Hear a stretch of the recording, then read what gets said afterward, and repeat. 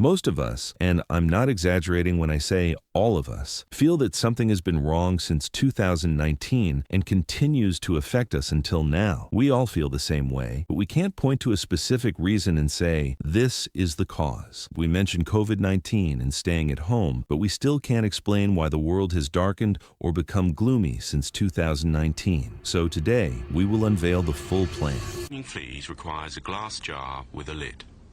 An experiment was done on a group of flies. They were placed in a jar and the jar was sealed for 3 days. When they opened the jar, the surprise was that none of the flies flew out. Then they removed the jar completely. What they noticed was something very strange. The flies continued flying within the boundaries of the jar, not going beyond the limits that the jar had set. It was as if the flies were programmed to believe that these were the boundaries in which they were allowed to move. Any attempt to go beyond them would result in a collision with a barrier. So they started flying only within that confined space. Even after the jar was removed, none of the flies could fly outside the limits that no longer existed. The same thing happened to us at the end of 2019. The flies in this experiment are not much different from us. Today, we'll try to figure out what went wrong in late 2019 that caused the situation we're living in now, or the collective feeling that we can't quite explain, and whether the disruption or the break in our world can be fixed, allowing us to recover, or if we'll continue living with it for the rest of our lives. This is what we hope to uncover today.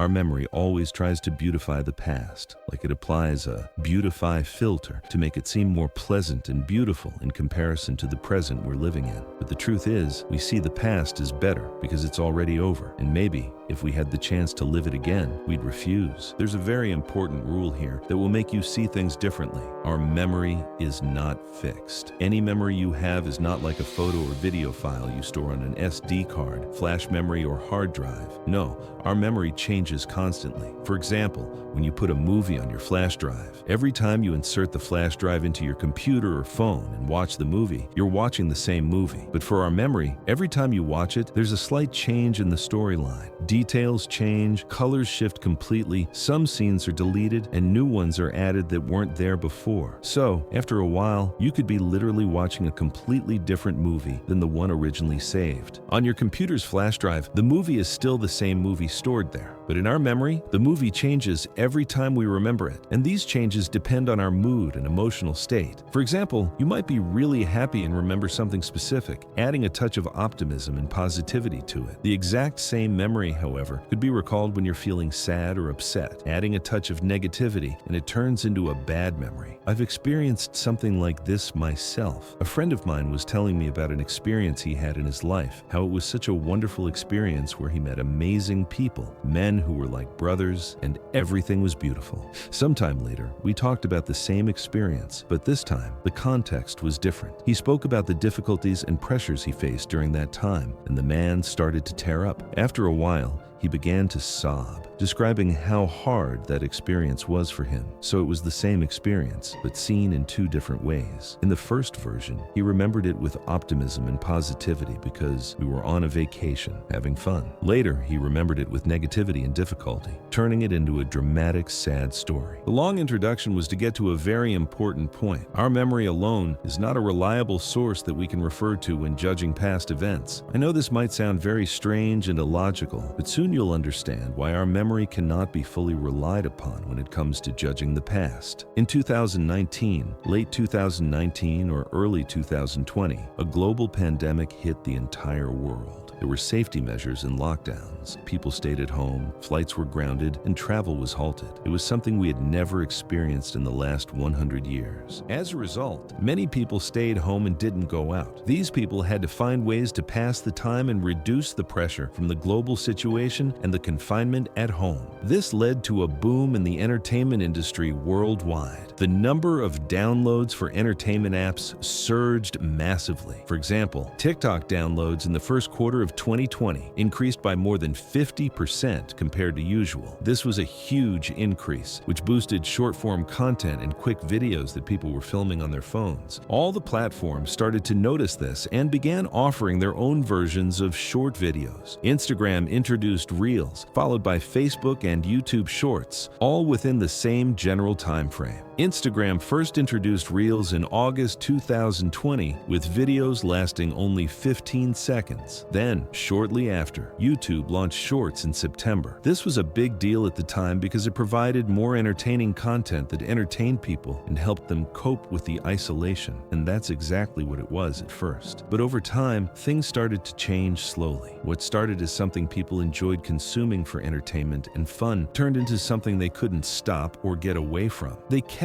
watching and consuming this content almost against their will. This is very close to describing addiction. In fact, it's not an exaggeration to say that many people became addicted to short-form content, Reels, Shorts, and TikToks, and they couldn't stop or disconnect from it. A study was conducted by the Global Gallup Institute regarding depression rates, and they noticed a significant increase in depression rates at the beginning of 2020. Pay attention to the connections here. People were staying at home, short-form content was booming, and downloads increased. Depression rates also rose during the same period, in early 2020. But just because two events happened at the same time or within the same time frame, it doesn't necessarily mean one caused the other. There's a difference between correlation and causation. It's possible that these two events happened, but they may not be related. However, during this time, nothing else was really happening. People were literally sitting at home, consuming this content, and nothing else was going on in their lives. So when we say that depression rates increased in the same period that content consumption surged, there is indeed a cause and effect relationship. One led to the other, so it's very hard to say that these are unrelated or separate events. And it may be one of the biggest causes of depression and self-rejection, the development of filters. These filters, which beautify the face and cover flaws, have evolved in such a way that it's now impossible to tell whether what you're seeing is real or a filter. The filter enhances everything. It can enlarge the eyes, change their color, remove skin imperfections and acne, smooth out the skin, and even apply makeup. It makes everything look perfect. The result is a severe rejection of our natural appearance and our reality. We are no longer satisfied with our natural selves, and everyone is chasing an unrealistic image of perfection and beauty. Now, the results of these filters have become the impossible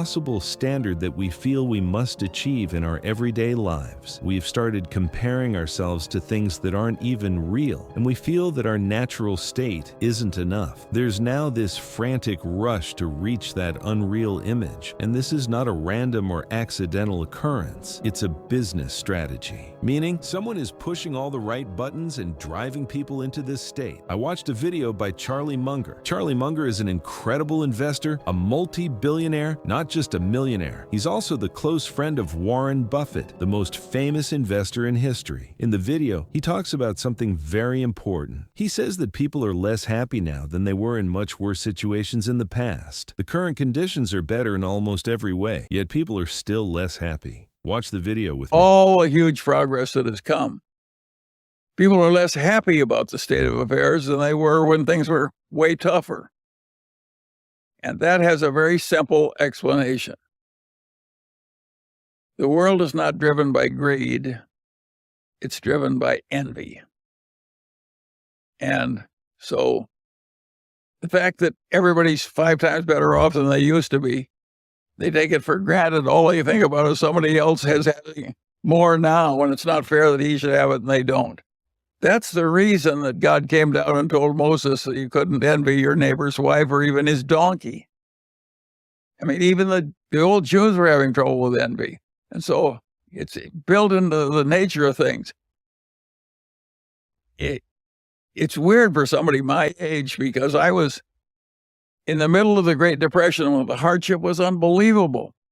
I was safer walking around Omaha in the evening than I am in my own neighborhood in Los Angeles after all this great wealth and so forth. So, and I have no way of doing anything about it. I can't change the fact that a lot of people are very unhappy and feel very abused after everything's improved by about 600% because there's still somebody else who has more. I have conquered envy in my own life. I don't envy anybody. I don't give a damn what somebody else has. But other people are driven crazy by it. Envy is the driving force behind all these negative feelings. People are better off than they were a million times over, not just 5 times, as Charlie Munger says, but at the same time, they aren't feeling content. That's because there's always someone else who has something better, someone else who has more, someone else who's better, someone else who's higher, richer, or more beautiful. How can they feel satisfied when they can see all of this? The idea that we have entered every home, seen every piece of furniture, every decoration, and every meal. We now see what people are eating, drinking, wearing, where they're traveling, where their kids are going to school, where they bought their glasses, their t-shirts, shoes, watches, and phones. So how can you be happy with your life when all these people have things better than yours? Unfortunately, many people fall victim to envy. All of this translates into hatred, bitterness, and jealousy toward anyone who has these things. At the same time, the opposite happens. All of this resentment turns inward. It affects you, the jealous and bitter person, making you depressed and sad, and you start feeling like your life is completely dark and hopeless. So what's the solution? What do we do? Well, listen closely. There's one thing you need to understand right from the start and never forget, and that is that being content with your appearance and your life in general is not good for business. If you're happy and content with what you have, you won't buy anything. On the other hand, when you're sad, feeling deficient, and dissatisfied with your appearance, and then someone gives you a product that promises to solve all your problems and offer a magical solution to your sadness, pain, and issues, you'll definitely buy it. You need to understand that any platform you're on is not in its best interest for you to be happy and satisfied with your appearance, life, clothing, or home. In other words, it's in the platform's best interest for you to feel sad, unhappy, and dissatisfied with yourself most of the time. So keep this in mind and remember it. Negative emotions are good for business, and positive emotions are not profitable. Negative emotions are good for business. Positive emotions are not profitable. Okay, so to free yourself from the hooks that all these platforms and this entire world have set on your mind, your thoughts, and your brain, you first need to free yourself from the cheap dopamine. It's a term you've heard a lot recently. You must admit that you're addicted. I'm addicted. We're all addicted in one way or another to consuming fast, easily digestible content that brings you shock, joy, and surprise, all in just 1 minute. Let me give you a great indicator. There's a high probability that you've been forcing yourself to watch this video. You're holding yourself back from going to watch a reel, a TikTok, or something fast like that. It's really hard, and you're putting a lot of effort into trying to focus and push all those thoughts out of your head, even though we've made a huge effort to make this content entertaining, to grab your attention and keep it for as long as possible. But despite all this effort, your need to consume fast-changing, diverse content is much greater than our ability to entertain you with this video. So if you're fidgeting right now, holding your phone in your hand, and maybe you're watching something or scrolling the screen to check a notification or see if someone sent you a message, or just waiting for a moment of the video that isn't enjoyable enough for you to close it and go back to Instagram, then you're really addicted. Unfortunately, the effect of these things on you has made you unable to deal with boring tasks. Most of the things that will truly make a difference in your life are boring, not enjoyable. It's just like sugary things. They're sweet and delicious to you in the moment, but they're bad for all aspects of your life, your focus, your health, your weight, and your fitness. So what's the solution? What do we do to get rid of this addiction? The solution is very simple, but it's difficult to execute. However, if you do it, your life will change 180 degrees. The solution, my friend, is to completely quit all the things that give you cheap dopamine, short-form content, entertainment platforms,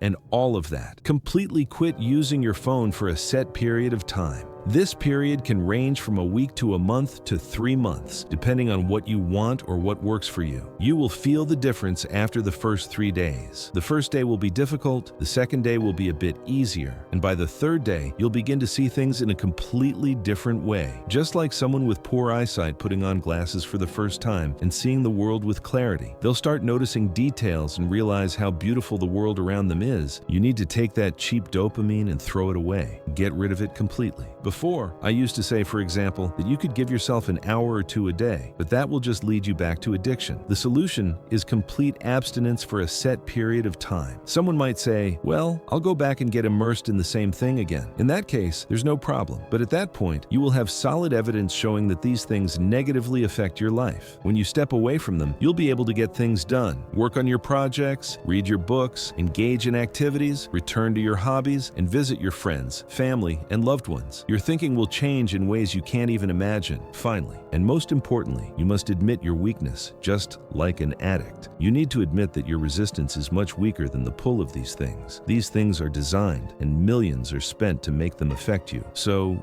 you, my friend, are a victim of it. They work on a very deep level in our brains, playing with our brain chemistry that you can't see, but they know exactly how to trigger it. So how will you resist? You must stop yourself. It's not easy, but it's not impossible or extremely hard. Try it, and please write down the results of this experiment. To summarize, remember the fly experiment we talked about earlier? You probably remember it well. The flies in the jar. When they removed the jar, the flies couldn't break free from the imaginary boundaries that no longer existed. The same thing happened to us. We've been trained to focus for a certain amount of time, with a huge amount of enjoyment coming from fast, quick, and intense videos. As a result, when you find yourself watching a long educational video or course, you'll literally feel discomfort in your brain because you're expecting a reward, but you don't get it. So you start fidgeting, craving the quick hit, the fix. Your attention span has become limited to a minute or a minute and a half. That's the length of a quick video. Anything longer than that, and when the person starts going into more details, it becomes boring and it's hard to focus. Your hand starts itching, wanting to skip to another quick video. We've been conditioned to believe that everything must be sweet, entertaining, and quick. As a result, we've lost patience for things with value and meaning. It's not normal for someone to sit and focus for such long periods on just one thing. But I have good news for you. Your brain still has the ability to get stronger. If you try the experiment of completely abstaining from cheap dopamine for a certain period, whether a week,